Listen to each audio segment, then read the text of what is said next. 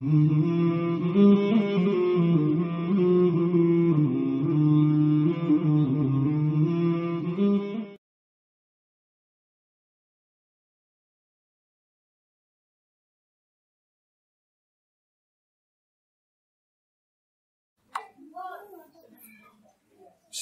alhamdulillah, wassalatu wassalamu ala rasulullah. Assalamu alaikum wa rahmatullah.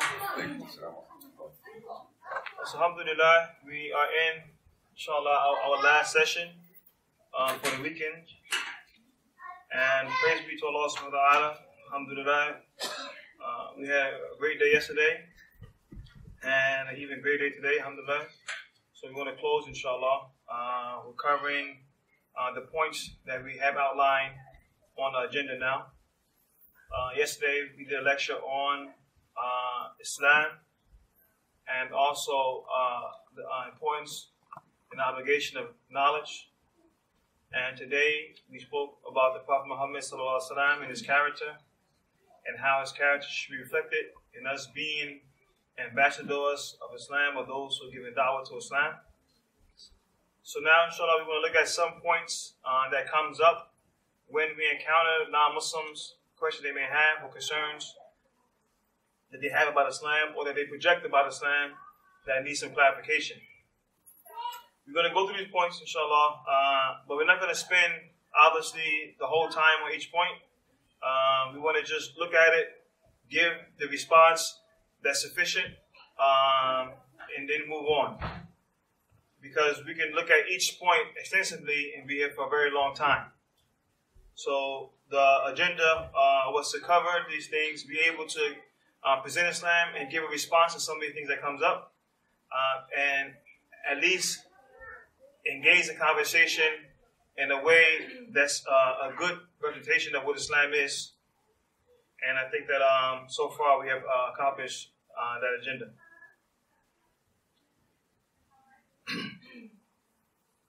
There's an announcement that I want to make before we start.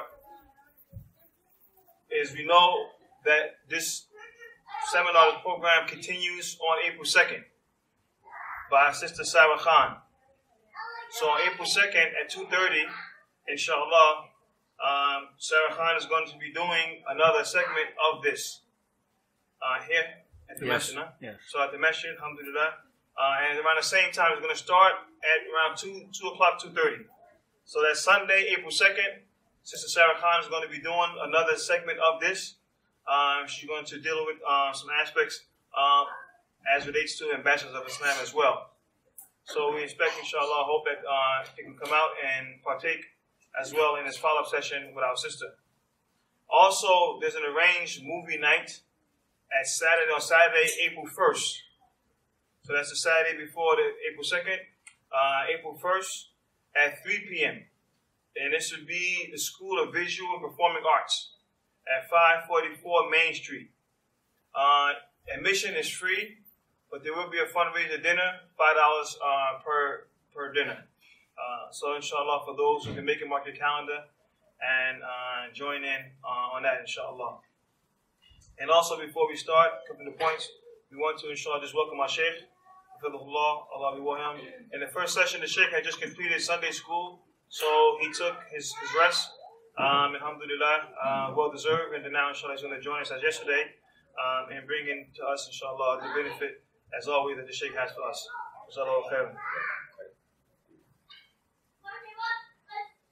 So, we in the third part, which is termed How to Present Islam. How to present Islam. If we are following along, yesterday we looked at what is Islam, having knowledge of Islam, the importance of this knowledge. And so now today, once you have knowledge, how do you implement that knowledge?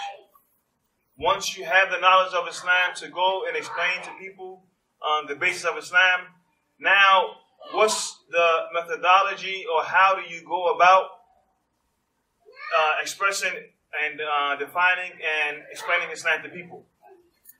And this is why we premise this with a talk about the Prophet Muhammad sallallahu alaihi wasallam. As we mentioned earlier, what better example do we have other than Rasulullah sallallahu alaihi wasallam, because his character was the best character, and he was the best explainer and demonstrator of Islam. So we want to try our best to emulate him, his example, his character, and teaching and educating and informing people about Islam. And this is what, inshallah, we want to discuss in this final segment. The first point is termed tolerance of other religions. Tolerance of other religions. So how does Islam see other religions, and how does Islam coexist with other religions and other people, other faiths? We have, first and foremost, the principle in the Quran. Allah subhanahu wa ta'ala, He tells us to not defame or insult the gods of other people, that in turn they may turn around and insult Allah subhanahu wa ta'ala. So, as a premise and as a principle, it is not from the way of Muslims to go and defame and insult the gods of other people, whatever they believe in. Even though it may be falsehood, even though we don't agree with it. Still, that doesn't give us a right to go defame and insult what they believe it to be God, because if we do that, then they will in turn insult Allah subhanahu wa ta'ala. And there's a hadith, the Prophet Muhammad sallallahu alaihi wasallam, he said to his Sahaba, don't curse your father. Don't curse your father. And this was strange to the Sahaba. They said, like, who would curse their father? It's a different time now. Today it's common, right? SubhanAllah. But then, this is something strange to these people. He said, don't curse your father. And the Sahaba, they asked, like, Ya Rasulullah, how could we curse and defame our father? He said, by cursing and defaming someone else's father. Because in return, they would turn around and curse your father. So we call it playing the dozens. It's a game in this society. But in Islam, this is like a breach and the rights of the parents. You study a whole science called Burul Walidain, which you study the rights of the parents, your righteousness towards your parents. So to defame and insult and disrespect and insult your parents is something it's a serious crime in Islam. Allah says in the Quran to not even say oof. Don't even suck your teeth. Don't even turn your head in disgust at your parents. But in society, they gave children rights to divorce their parents. Very different time. You can divorce your parents in this society. You can go to court and say, I want to be separated from my parents, a child. Very different. Very different. But the tolerance of the religions is that we tolerate their beliefs, but it doesn't mean we have to accept it. This is your belief. Lakum dinukum waliyadin. You believe what you believe. We believe what we believe. We won't insult you. We won't defame you. We may mention the truth of Islam, but Allah says don't curse their belief in their gods, because in turn, then they will curse the true God, Allah subhanahu wa ta'ala. So as principle, we already see there's a tolerance. There's a tolerance. And this is the general principle in Islam. Also, when we have subjects under the Islamic government, then Islam allows, for instance, people of the book to live under the jurisdiction of the Muslims, under contract. Under contract. And this is called, they have a contract, they are called Ahlu Dhimma, which they sign a contract to live in peace under the Muslims, and they pay for their protection as, for instance, we pay for our taxes. So we have the people of Dhimma, they live in peace and security under the rule of the Muslims, and when they pay the taxes, they don't have to go to war, they don't have to go enroll in an army and these things, they are exempt, but they receive the full protection of the Muslims. The Prophet Muhammad, peace be upon him, he said in the hadith, he said that whoever wrongs a person of Dhimma, then I will be an advocate for him on Yawm al-Qiyamah. If a person has a contract under the Islamic State to live there in peace and tranquility, and someone wrong or harm him, the Prophet Muhammad himself, he said, I will be that person's advocate. Not the person who harmed him, but the one that's wrong. I will be his advocate on Yawm al-Qiyamah. Why? Because this is in a manner that we protect the people under the jurisdiction of the Muslims. So the tolerance is there. And we have seen the Prophet Muhammad in Medina living amongst the people of other faiths. Now, people may bring up the idea of when there was, again, as you mentioned earlier, there's war that occurred and things of this nature. Indeed, this happened. But there's context for every example that one could bring. But the principle, again, is that we have tolerance, and Allah subhanahu wa ta'ala has over and over again warned against oppression and aggression to people. If people gear to fight you, then you have the right to defend yourself.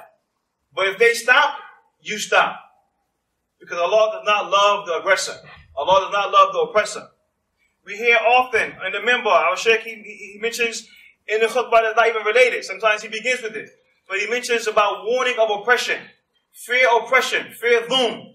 Because dhulm will be darkness upon a person on Yawm al-Qiyamah. So as a principle, again, there's no oppression in the deen. We cannot oppress someone because of their faith or whatever the case may be. So religious tolerance is something that is part and parcel of Islam. And we see this from our tradition and throughout. Rejection of violence. Rejection of violence. And this will come again, it's a very similar point under jihad and terrorism. But violence. Again, Allah mentions in the Quran that Allah does not love the aggressor. Allah does not love the oppressor. If someone aggresses you, then you can forgive them. You can forgive them. But if you respond back, then you respond with what only was given to you. So we do have this idea of defending ourselves. But if one stops aggression, then you must stop and not transgress the boundaries that was transgressed against you. So this idea of violence is part and parcel of Islam. Again, you know, as we look at this seminar, we're looking at it as if when we actually encounter people and explain to them what Islam is, you're going to get opposing views from people that don't believe. They're going to bring you something that's maybe non-contextual or partial truth and try to make you think somehow Islam is this way or that way. And you have to be prepared for that. Because people are very good in presenting lies about Islam. But when we look at our deen in totality, no one can walk away from studying Islam in totality and think that Islam is violent. We mentioned the hadith of Prophet Muhammad ﷺ when he came into Medina. He established from his onset to spread peace, spread the salams, afshu salam. This is what the Prophet Muhammad ﷺ mentioned. He said, a Muslim is one who another Muslim is safe from his tongue and his hands. In another narration, he says, a believer is one who the people and nas are safe from his tongue and his hands. So no Muslim or non-Muslim should ever feel threatened by the presence of a Muslim because somehow they think that they're going to exact violence against them. This is opposite of the character of a Muslim. This is opposite of the character of Islam. So the idea of Islam as a violent religion, because people may see fighting inclusive in the totality of Islam, then again, it's someone trying to present a portion of Islam as a whole of Islam. And it's just a fabrication against it. And there are many narrations we cited earlier. We mentioned from Surah to Isra, ayats where Allah mentions about the prohibition of killing and harming. So we know that these texts exist and they're there and they're clear. But when we engage people who present these as if this is what Islam teaches as the mainstay of Islam and it's part and parcel, then we have to refute them with the clear proofs, inshallah, and show them and teach them that this is far from reality. Characteristics non-Muslims notice. Characteristics that non-Muslims notice. This is difficult. Because what happens, and we see all the time, is that without going too deep into the political waters and the conspiratorial ideas, But unfortunately, the Muslims at large are held responsible for the actions of a few insane people. There's some crazy people out there that do crazy things, and they say that we're doing it in the name of Islam. And then now the Muslims have to come on television every time some lunatic goes out and does something crazy and keep on repeating, this is not Islam, this is not Islam, we're not this, we're not that. So it becomes very difficult because these are some of the traits that people see in other people and attach it to Islam. And then they go into our texts, they go into the Quran, they go into the Hadith, and they pull out non-contextual verses, non-contextual Hadith that indicates about fighting, indicates about war, and they say, you see these verses, you see these verses, you see these verses? There's over 6,000 verses in the Quran, over 6,000 ayat.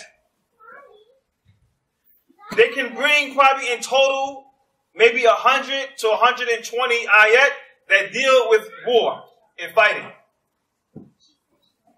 Give me the percentage of 100 to 120 versus over 6,000. And then tell me that this small percentage you want to highlight as if this is what Islam is about. Moreover, there's over 1.7 billion, I believe, Muslims on the face of the earth today, or those who call themselves Muslims. You probably have 200 terrorists that's known that we can identify and say these people are identifying themselves with Islam and going and doing these heinous acts. Give me the percentage of 200, or let's even give them 1,000 or 2,000 or even 10,000 versus 1.7 billion people. And then tell me the percentage of those who align themselves with terrorism versus those who dismiss themselves from it and distance themselves from terrorism, which is the majority of the Muslims. 0.00001. Not even 1%. So it's nonsensical. But in the age of mass communication, they take something that's insignificant and make it great. They take something that's irrelevant and they magnify it to make it seem as if this is actually relevant to Islam. And this is what they have done. This is what they have done. So it's hard to defend against it other than we have to just raise our voices and show the example and the character of Islam. And when we ask about it, we have to have at least enough information to show them that this is not what Islam is about. Again, as we mentioned, if someone takes portions of the American government or the American involvement in different activities and highlight this as if this is America, then we can do the same thing to the American society. We can do the same thing to the British society. We can do the same thing to any society, any Western nation. We can do the same thing and highlight their atrocities and their wars and their violence and say, you see how violent and wicked and corrupt they are? You see how prejudiced and oppressive they are? This is who they are. Will we be correct in doing that? No, we wouldn't, because there's some very honorable things about this society. There's no doubt about that. We can't argue against that. But we would be unjust to highlight only one aspect and say this is what the society is all about. Just as they are unjust to highlight one aspect of Islam, non-contextual, and make it as if this is what Islam is all about. But the characteristic that non-Muslims notice is the characteristic that they're given on television. They're given on television. We was in the office, a brother was mentioning that he's doing some work, like medical work, with people, and a client said to him, we trust Muslim doctors. And I would say you have to, because they're all over the place. If you don't, you're in bad shape. Now, unfortunately, the Muslims don't have our own hospitals, but all our doctors are in these places, and you go everywhere. Dr. Ahmed, Dr. Khan, it's all over the place. So you trust this man with your life. He's doing surgery on you. He's a Muslim. But at the same time, Islam is terrorism. Islam tells people to go and kill the non-Muslim. Listen to the logic here. Islam, according to them, is instilling in its followers to kill non-Muslims. And there's 1.7 billion people on the earth that believe in Islam. Now, how many people in the world? Generally? 7 billion. 7 billion? So, 7 billion, and we got 1.7 billion Muslims. So, roughly a quarter. Right? If every Muslim followed that injunction, then we reduce the population of the world just like that to half. But it's nonsensical. I mean, no one will follow this logic. It's propaganda. No one will believe that this religion that has been in existence for over 14 centuries, teaching people to kill all the non-Muslims, because they would be dead already. But this is what they have people to believe. And there are many ignorant people who believe that. They don't know any better. But these are some of the things that comes up and is projected as relates to Islam, and that non-Muslims try to accuse Islam of. Another aspect of it is this idea when Muslims, for instance, we have talks like this, denouncing violence, terrorism, hatred. They would say, oh, that Muslim, he's a liar. He's practicing what is called taqiyya. He's practicing a type of deception. You can't trust him. Don't trust him. Their religion don't teach that. Even though we see it in the books, that's not true. He's deceiving you. So when I bring you hundreds and hundreds and hundreds of hadith, when I bring you hundreds and hundreds and hundreds of verses that will topple over the small amount of verses of hadith you can bring, I'm practicing deception, but you are telling the truth about Islam. You have less than 1% of verses on your side and less than 1% of the idea of Muslim on your side, and I have over 90% on my side, yet I'm the one deceiving and you're the one telling the truth. So again, it just doesn't make sense. And this is what we have to educate the people about. But these are some of the things that non-Muslims will bring up and that we have to be prepared for and refuting them.